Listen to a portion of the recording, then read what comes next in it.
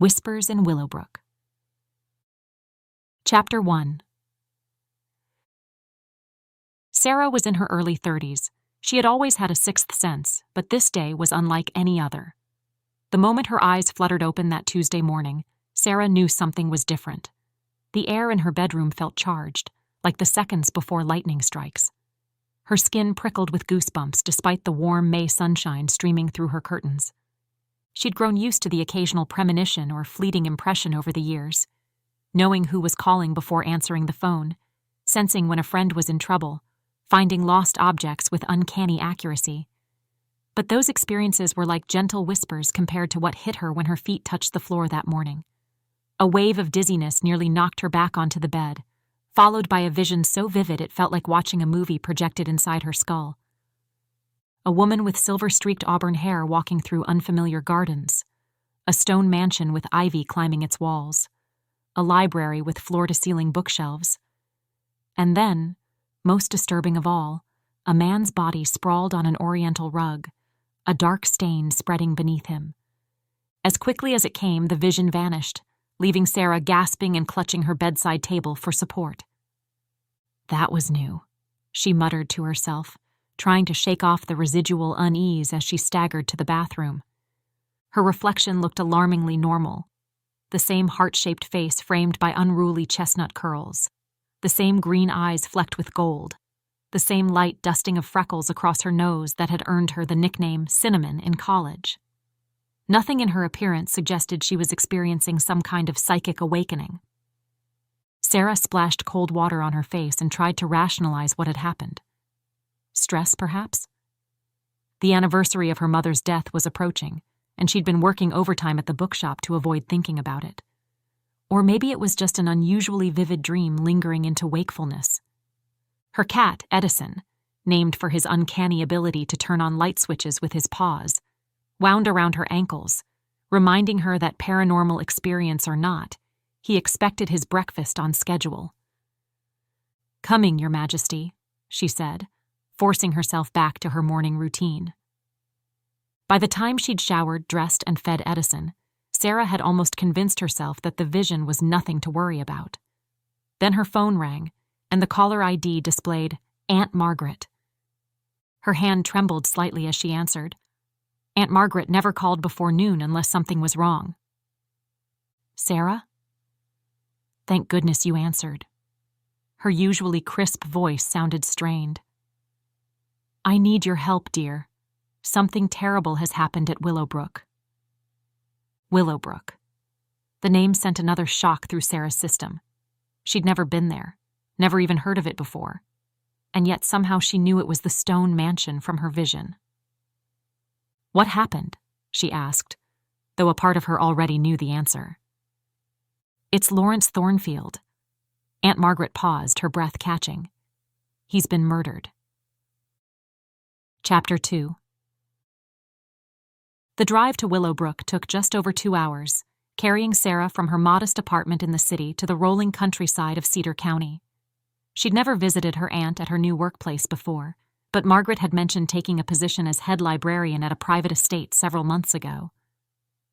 "The collection is magnificent," she'd told Sarah during their monthly dinner. "First editions, rare manuscripts, books that belong in museums rather than private hands, and the owner, Lawrence Thornfield, barely looks at them. Just collects them like trophies." She'd sniffed disapprovingly, the bibliophile in her offended by such neglect. Now Lawrence Thornfield was dead, and Aunt Margaret had sounded suspiciously like a woman with something to hide. Sarah followed the GPS down increasingly narrow country roads until she reached an imposing wrought iron gate. A curved sign above it read, "Willowbrook Estate," in elegant script. The gate stood open, and a police cruiser was parked just inside. Her little blue Honda felt embarrassingly shabby as she drove up the gravel drive that wound through manicured grounds. The mansion that came into view matched her vision exactly. Gray stone walls, Gothic windows, ivy climbing 3 stories to a slate roof punctuated by chimneys. It looked like something from a BBC period drama, complete with formal gardens stretching behind it. Sarah parked behind several other vehicles and sat for a moment, gathering her courage. What was she doing here? She was a bookshop manager with an English literature degree and an inconvenient sensitivity to the supernatural, not a detective. Yet Aunt Margaret had sounded desperate, and she was her only remaining family. A tap on her window made Sarah jump. A woman with cotton candy pink hair styled in a pixie cut grinned at her and motioned for her to roll down the window. "You must be Sarah," she said without preamble. "Margaret's niece. I'm Octavia Winters, the gardener. Everyone calls me Tavi."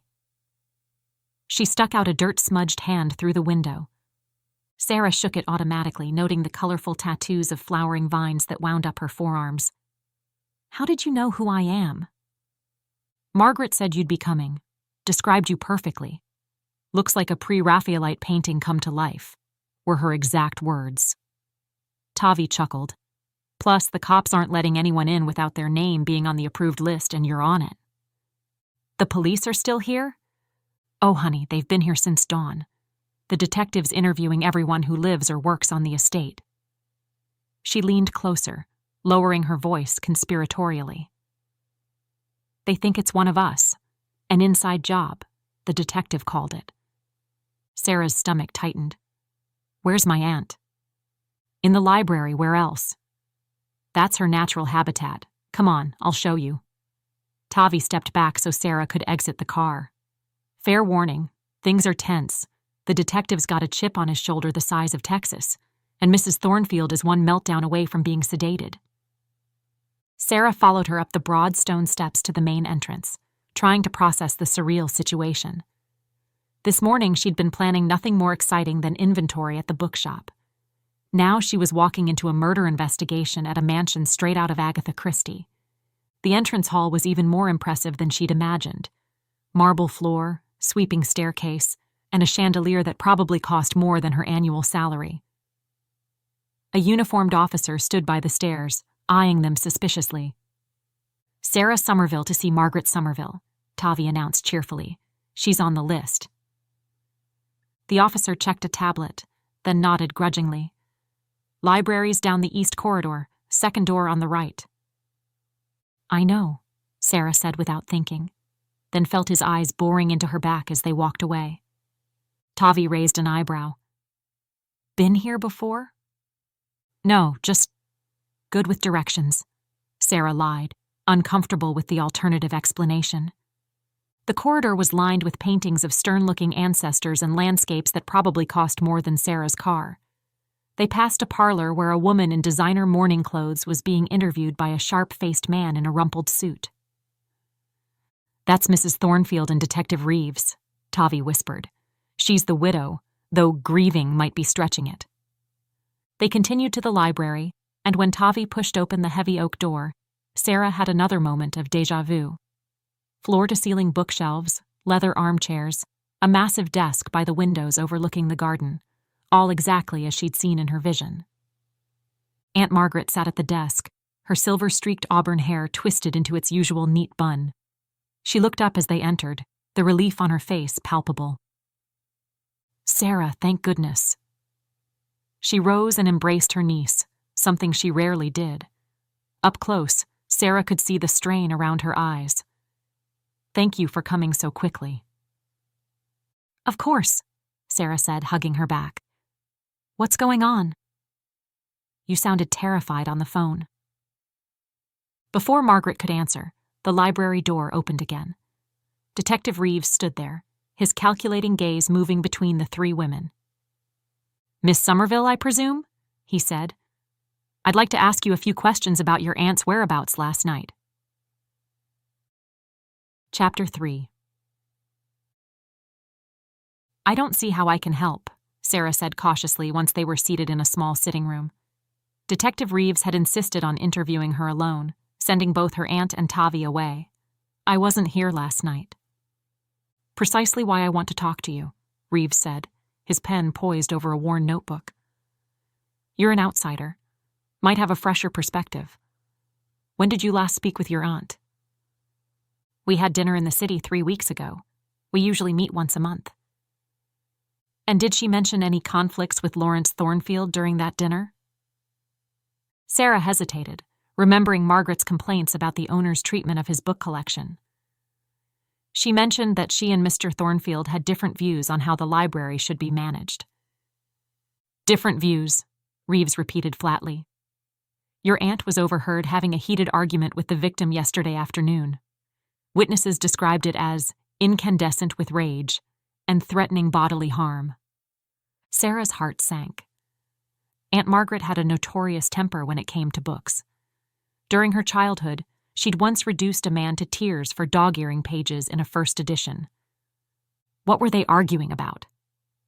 Mrs. Somerville discovered that Thornfield was planning to sell several rare manuscripts to a private collector, manuscripts she believed belonged in a museum. Reeves watched Sarah's reaction closely. She was heard saying, and I quote, "I'll stop you if it's the last thing I do." "That doesn't mean she killed him," Sarah protested. "It's just an expression." "Perhaps?" Reeves didn't look convinced. "Tell me, Miss Somerville, does your aunt have any health issues? Sleepwalking, memory lapses, blackouts?" The question caught Sarah off guard. "Not that I'm aware of. Why?" "Because she claims to have been in her cottage on the grounds all night, reading until 2 a.m. before falling asleep. Yet we have security footage showing someone entering the main house at 1:15 a.m. using her key card. The figure is wearing a hooded coat, face not visible." Sarah's mouth went dry. There must be some explanation. "I'm hoping you might help find one," Reeves said, his tone softening slightly. "Your aunt has an impeccable reputation, but the evidence is concerning." After the interview, Sarah found Aunt Margaret waiting for her in the conservatory, a glass-walled extension filled with exotic plants and wicker furniture. She sat with perfect posture, but her hands betrayed her anxiety, twisting a handkerchief into knots. "The detective thinks you did it," Sarah said without preamble. "I know." Margaret sighed deeply. "It looks bad, Sarah, but I swear to you I was home all night. I take a sleeping pill at precisely 10 p.m. every night. I couldn't have killed Lawrence even if I'd wanted to. But someone used your key card. It must have been stolen. I keep it in my purse, which I sometimes leave in my office when I'm working in the stacks." She leaned forward earnestly. "Sarah, I need your help. You've always had a gift for sensing things others can't." Sarah shifted uncomfortably. They rarely discussed her intuitive abilities. "I'm not sure what you expect me to do." "Just look around. Talk to people. Use your gift." Margaret clasped Sarah's hands. "I've been here 6 months. I know these people. One of them is a killer, and they're trying to frame me."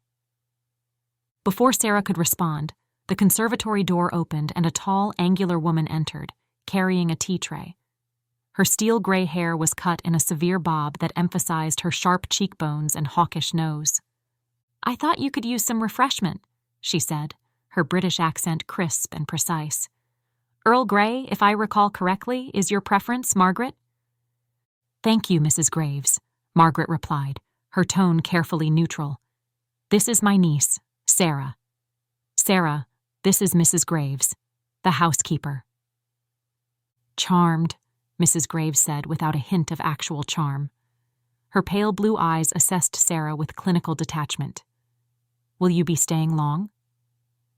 "Just until this situation is resolved," Sarah answered, meeting her gaze steadily despite the chill it sent down her spine. "Very well.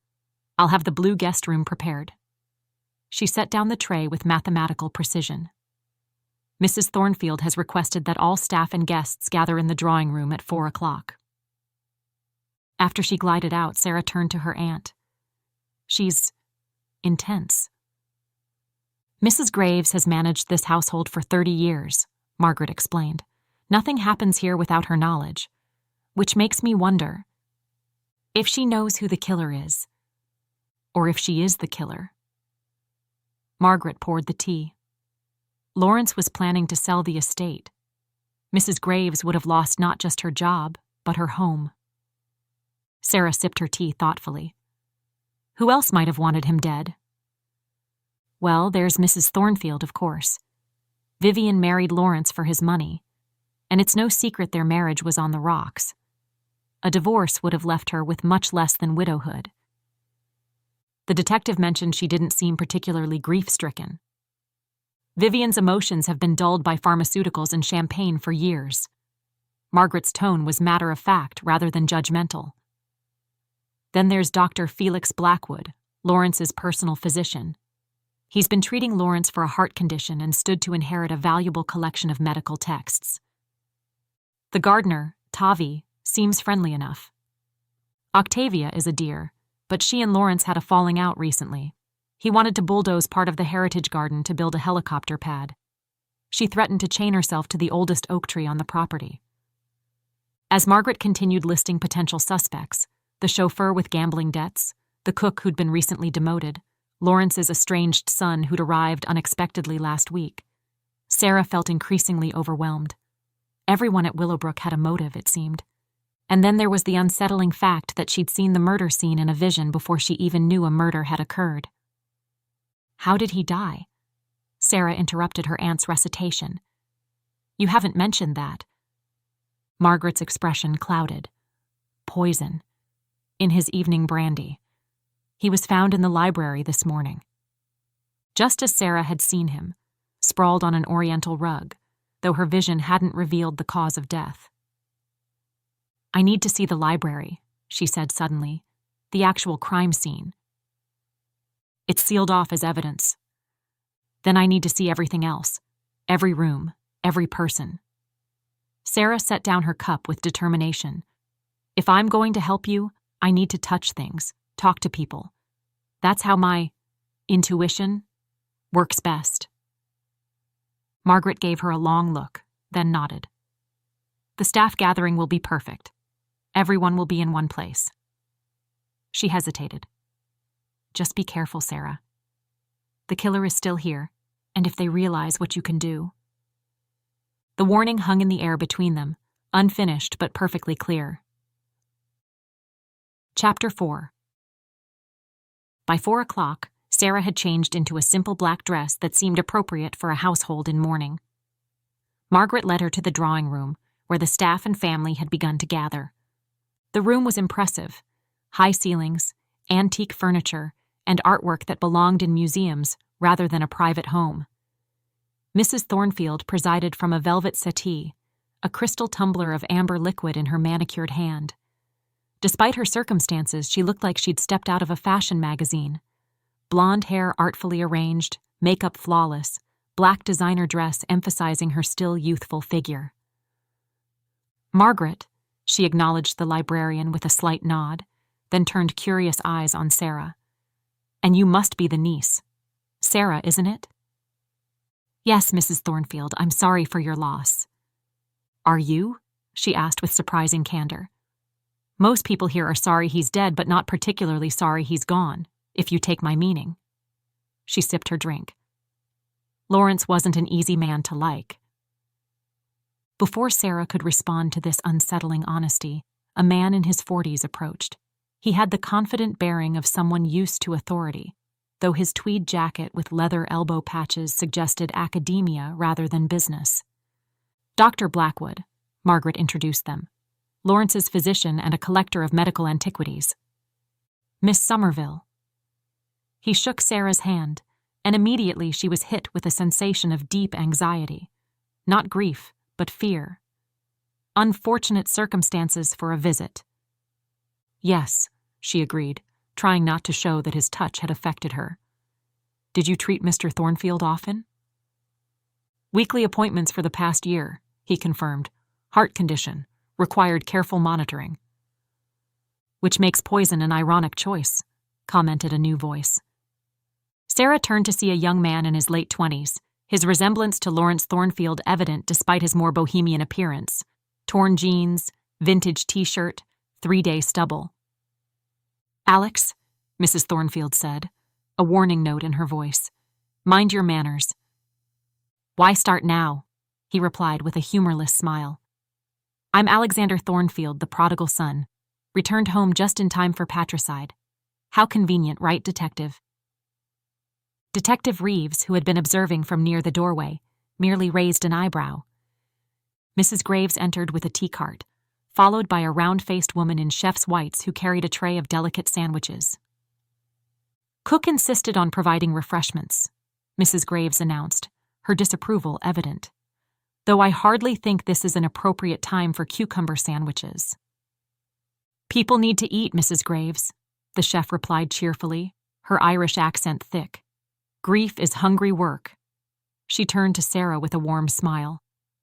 Bridget O'Connor, dear. Call me Bridget. Everyone does except herself. She jerked her head toward Mrs. Graves. Sarah liked Bridget immediately.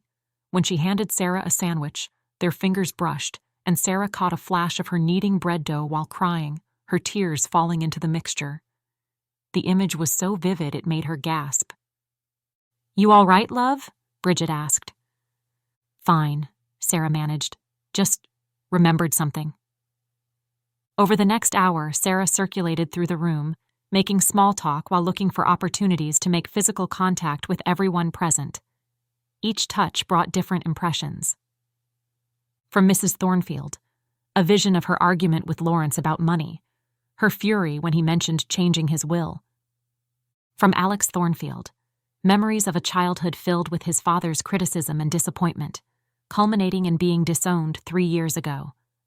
From Mrs. Graves, methodically cleaning Lawrence's office late at night, discovering a letter that made her hands shake. From Tavi, passion for the gardens, rage at Lawrence's plans to destroy them, relief that those plans would now never come to fruition. From an elderly chauffeur named Gerald, counting cash in a dimly lit garage, looking over his shoulder nervously. From a young maid with a stutter, accidentally witnessing a heated embrace between Mrs. Thornfield and Dr. Blackwood. Each impression was like a puzzle piece, but the complete picture remained elusive. Everyone had secrets. Everyone had motives, and Sarah's abilities weren't precise enough to identify the killer with certainty. Mrs. Thornfield eventually called for attention. As you all know, Lawrence's death has been ruled suspicious, she said, her voice steady despite the slight slur in her words. Detective Reeves has asked that no one leave the estate until his investigation is complete. In the meantime, Mrs. Graves will assign temporary duties to cover essential functions. There were murmurs of acknowledgement and a few unhappy looks. Additionally, Mrs. Thornfield continued, Lawrence's will is to be read tomorrow. His attorney has informed me that there are surprises for several of you. Her gaze swept the room.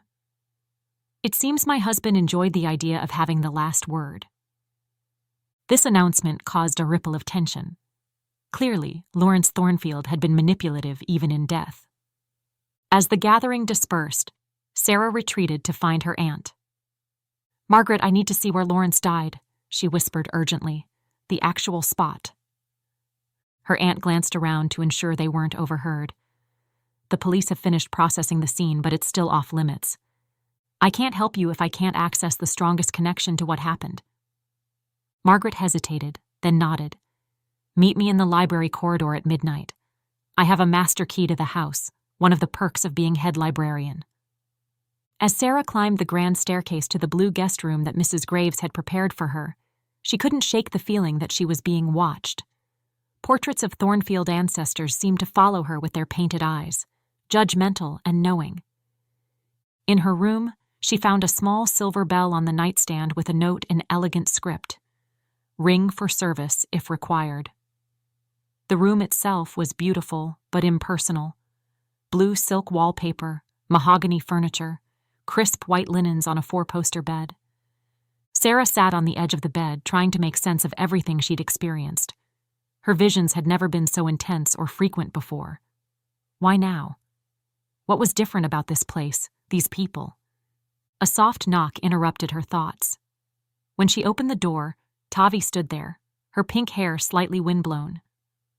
Thought you might want some company, she said. This house gets creepy at night. Sarah invited her in, grateful for the distraction. Tavi plopped down in an armchair, kicking her muddy boots onto an embroidered footstool without apparent concern for the antique fabric.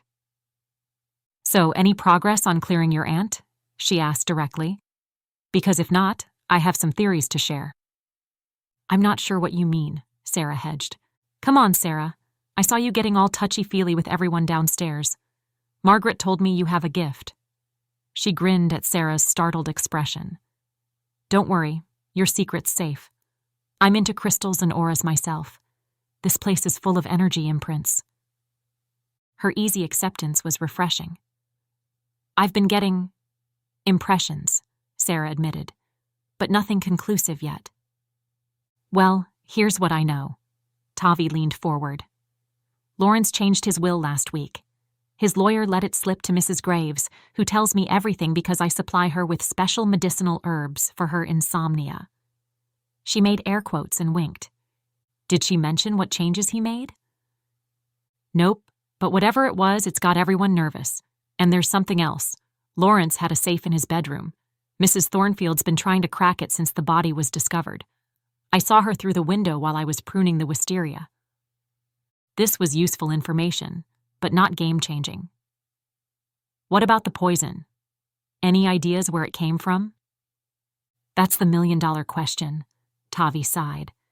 It was some exotic plant toxin, according to what I overheard. Could have come from the conservatory. We have some deadly specimens in there, but I keep that section locked and the key never left my possession.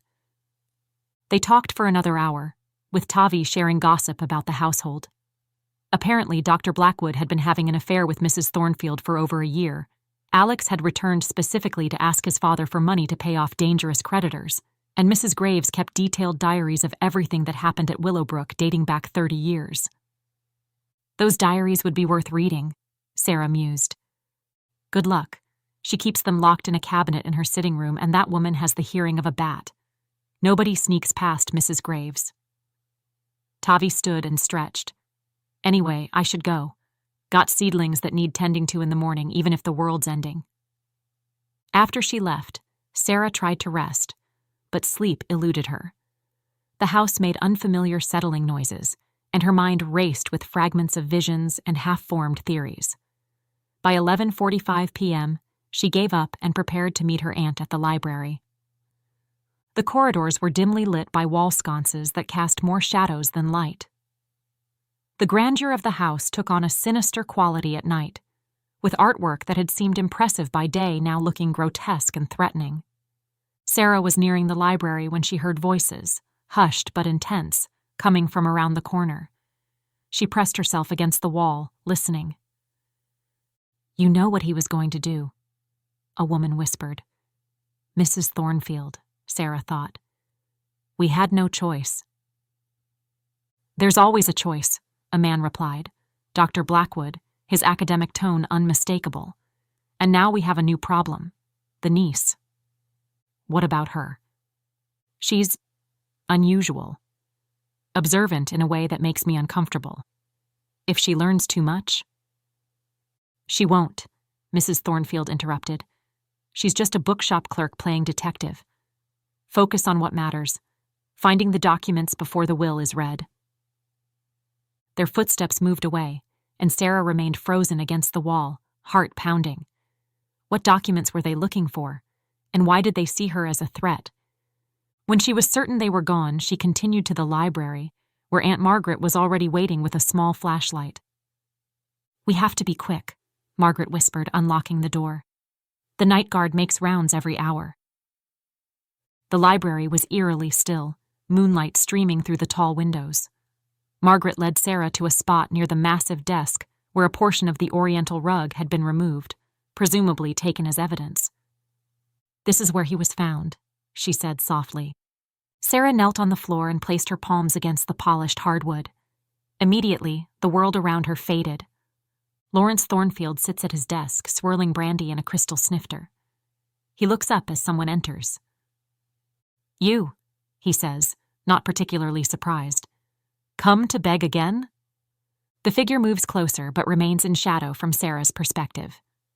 It's not begging to ask for what's rightfully mine, the visitor replies. Nothing here is rightfully yours, Lawrence scoffs. I built this legacy. I decide who deserves to share in it. And you've decided I don't? The voice is tightly controlled. I've decided to correct a long-standing mistake, Lawrence says, taking a sip of his brandy. You'll understand tomorrow when the will is read." The visitor moves suddenly and Lawrence gasps, clutching his chest. The brandy glass falls, shattering on the floor. "What? What have you done?" he chokes. "Taking back control of the narrative," the visitor says, watching impassively as Lawrence slumps forward. "Something I should have done years ago." The vision ended abruptly, leaving Sarah gasping for breath. Margaret knelt beside her, her face pale in the moonlight. "What did you see?" she asked.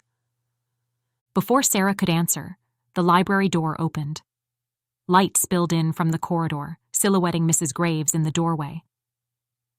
"I thought I might find you here," she said coldly. "Both of you have some explaining to do." Chapter 5. "This is highly irregular," Mrs. Graves said as she served tea in her private sitting room. Despite the late hour, she was immaculately dressed in her housekeeper's uniform, not a hair out of place.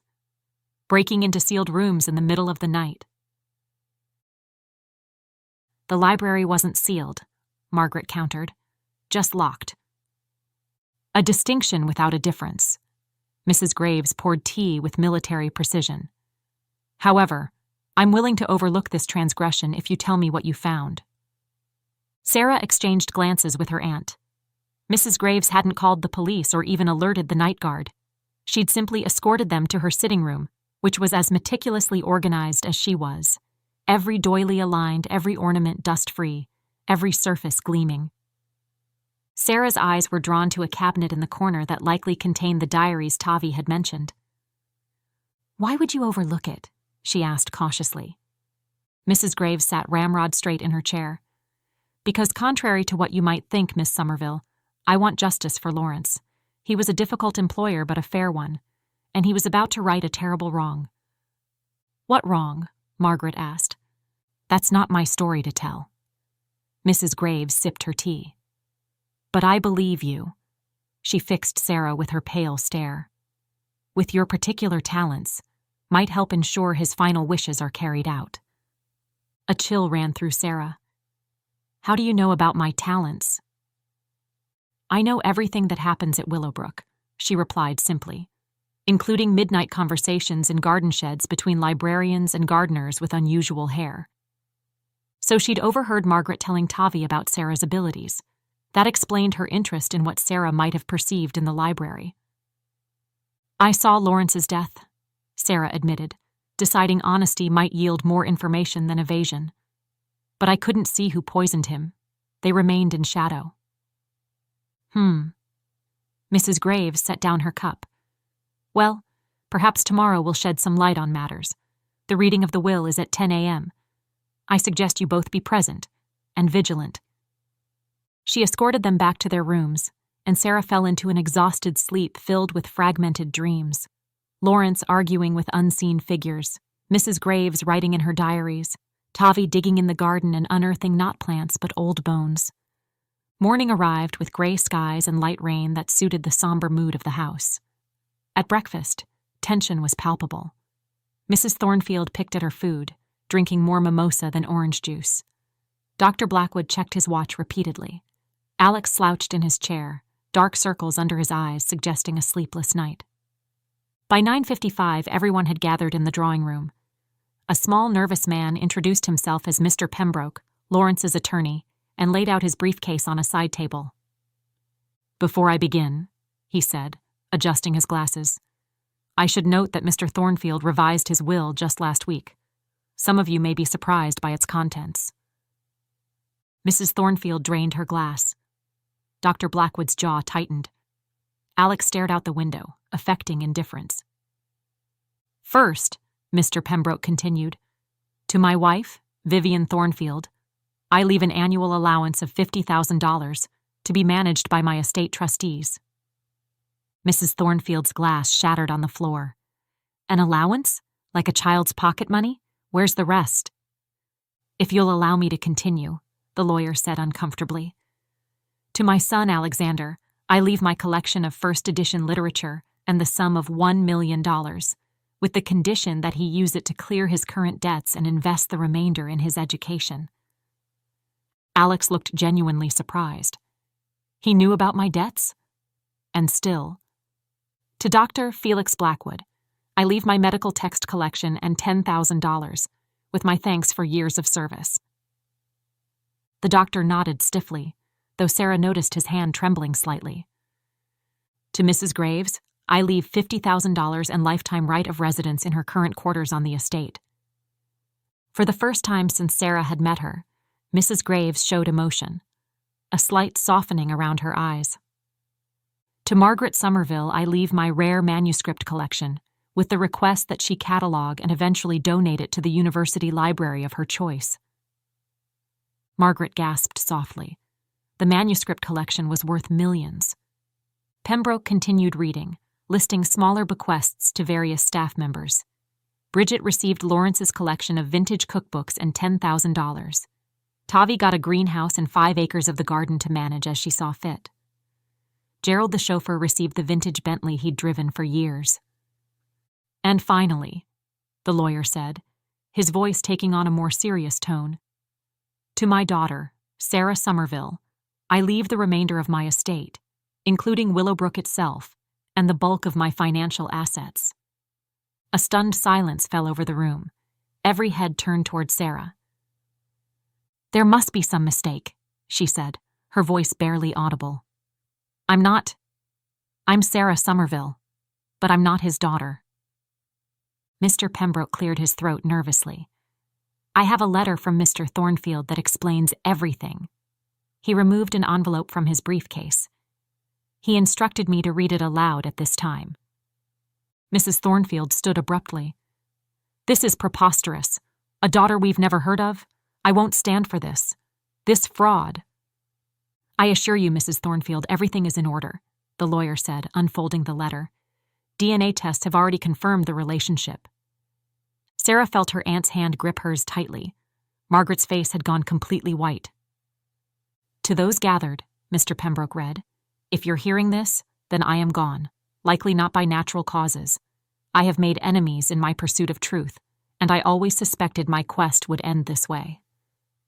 The lawyer continued, 33 years ago, I had a brief affair with Lily Somerville, Margaret's sister. We were young, and when she told me she was pregnant, I was not prepared to be a father. I offered money, which she refused.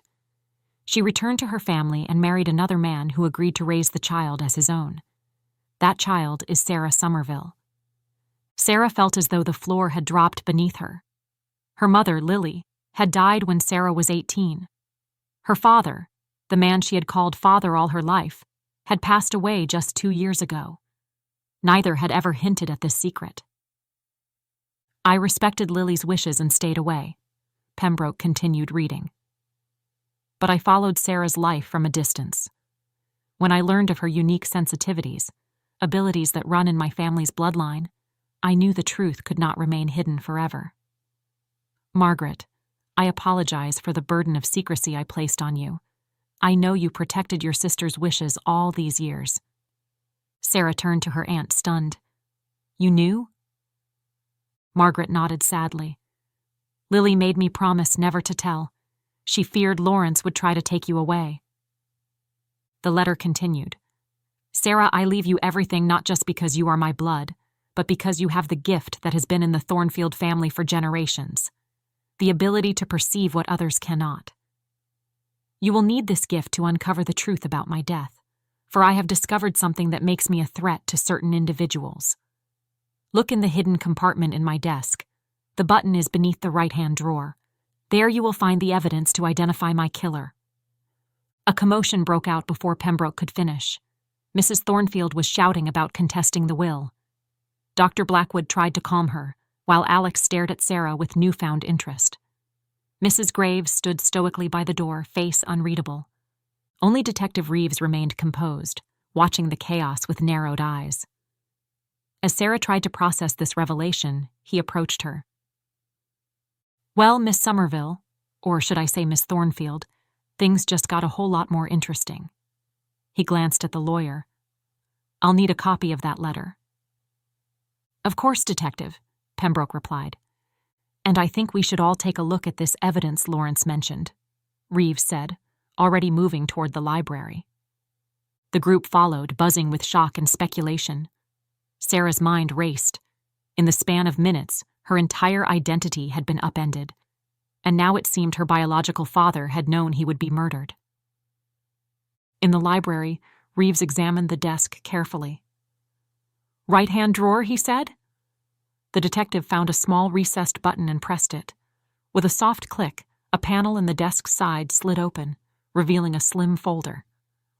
"I'll take that," Reeves said, reaching for it. "Wait," Sarah found herself saying. "The letter was addressed to me. This evidence is mine." Reeves hesitated, then nodded.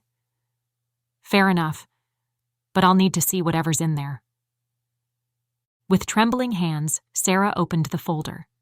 Inside were several documents, financial records, photographs, and a handwritten note. The financial records detailed unusual transfers between offshore accounts connected to both Mrs. Thornfield and Dr. Blackwood.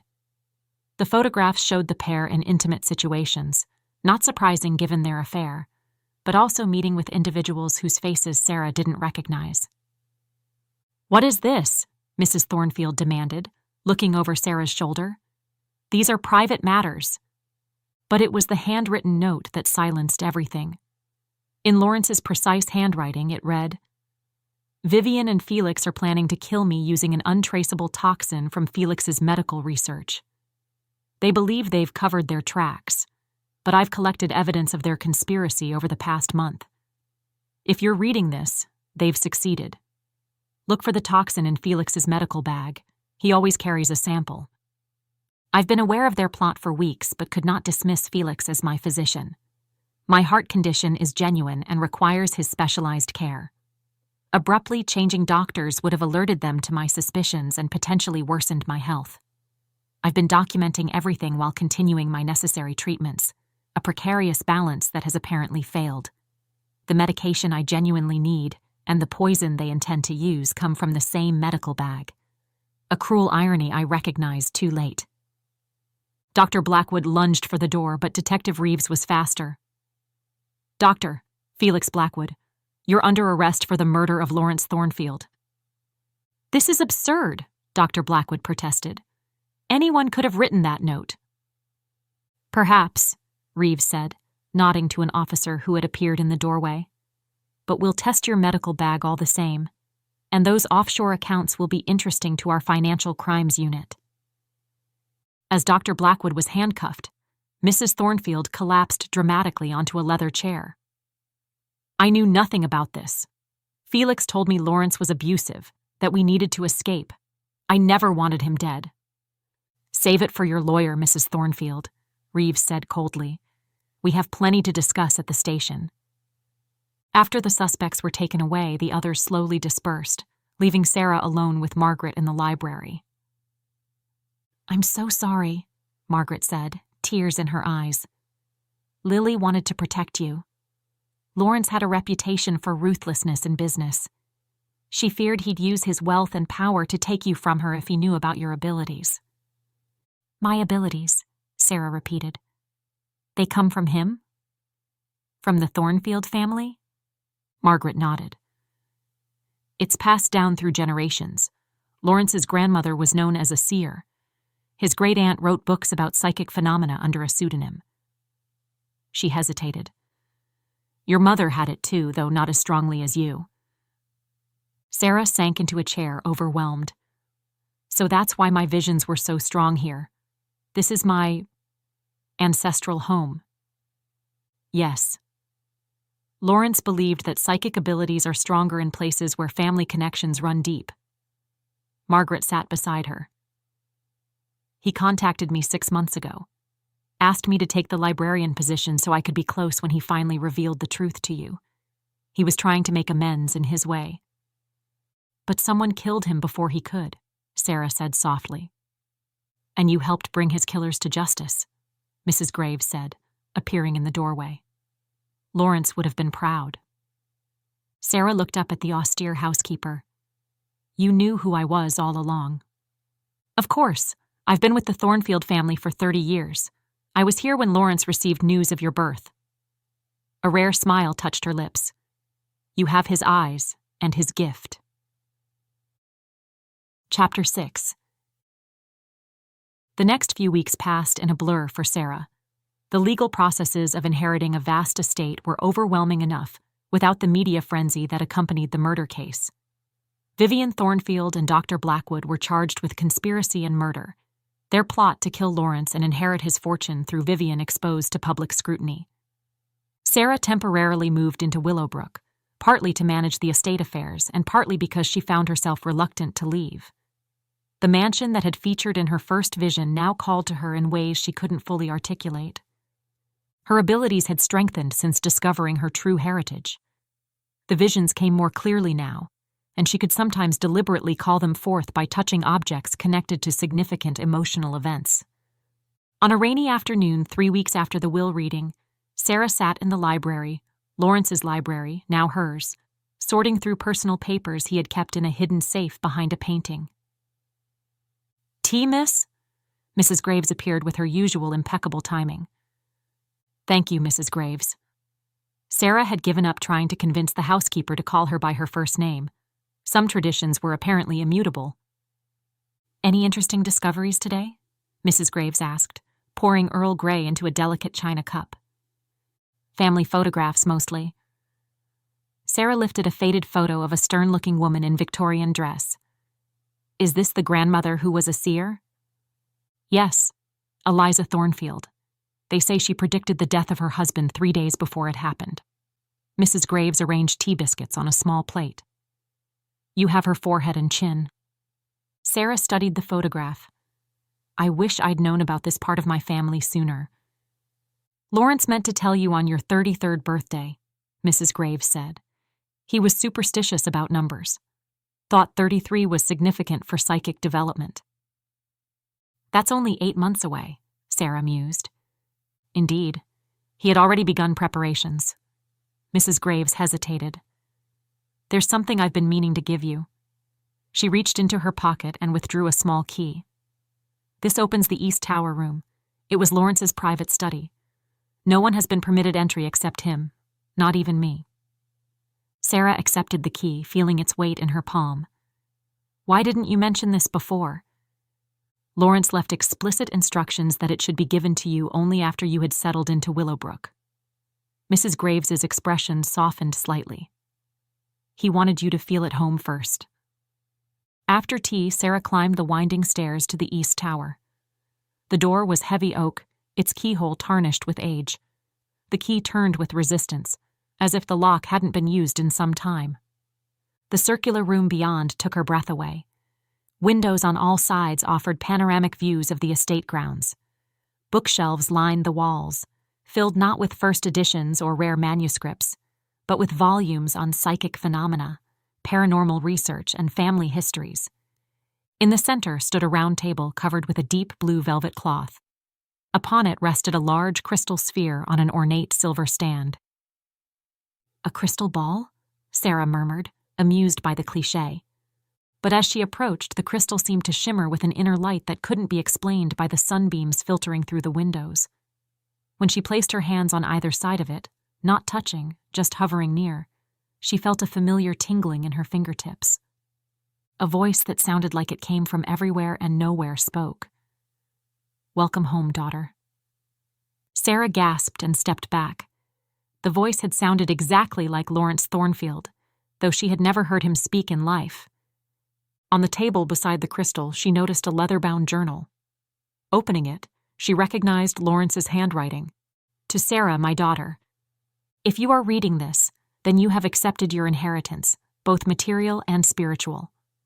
The Thornfield gift has manifested in every third generation since 1722, when our ancestor Emmeline Thornfield first demonstrated the ability to perceive events distant in time and space. This crystal has been passed down through generations of Thornfield seers. It amplifies our natural abilities and can be used to communicate with those who have crossed over, though such communication requires practice and discipline. I regret that I cannot guide you personally in developing your gifts, but know that I have watched your progress from afar with pride.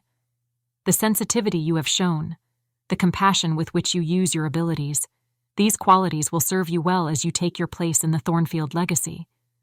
There is more to tell, much more, But some knowledge must be earned through experience rather than inherited through instruction. Trust your instincts. They have never failed you. With love and faith in your journey, Lawrence Thornfield. Sarah closed the journal, tears blurring her vision. She had spent her life feeling different, hiding her abilities, never understanding their source or purpose. Now she had answers, but they came with new questions and responsibilities.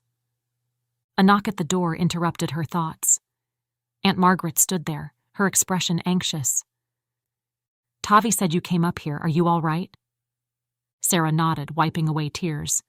"I'm fine, just processing." Margaret entered cautiously, her eyes widening at the room's contents. So this is where he kept his research. Lily always said the Thornfields had secrets beyond money. "You never told me my mother had abilities too," Sarah said, not accusingly but curiously. "She was careful to hide them after she met your fa. After she met John," Margaret corrected herself. "She was afraid people would think she was unstable. Back then, people weren't as open to discussing psychic phenomena." "And now I own a mansion with a tower room dedicated to it," Sarah said with a small laugh. "Complete with a crystal ball." Margaret smiled, touching the sphere lightly. "What will you do now? With all of this?" It was a question Sarah had been pondering since learning of her inheritance. The bookshop in the city seemed a lifetime away now.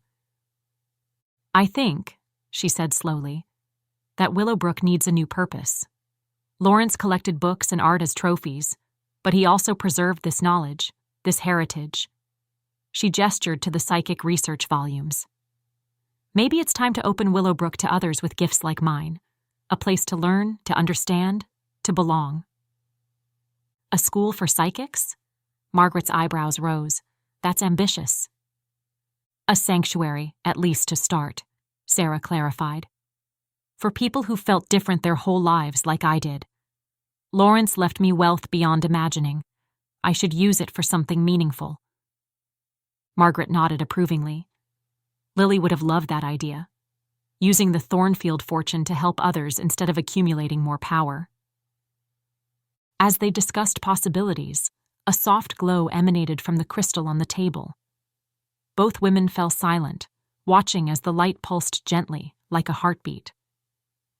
"I think that's a sign of approval," Sarah said softly. Outside, the rain had stopped. Sunlight broke through the clouds, casting rainbow prisms through the tower windows. For the first time since arriving at Willowbrook, Sarah felt truly at home, not just in the mansion, but in herself. In that moment, as the crystal glowed in response to her decision, Sarah understood that her gift wasn't a burden to bear, but a legacy to honor. And perhaps, in time,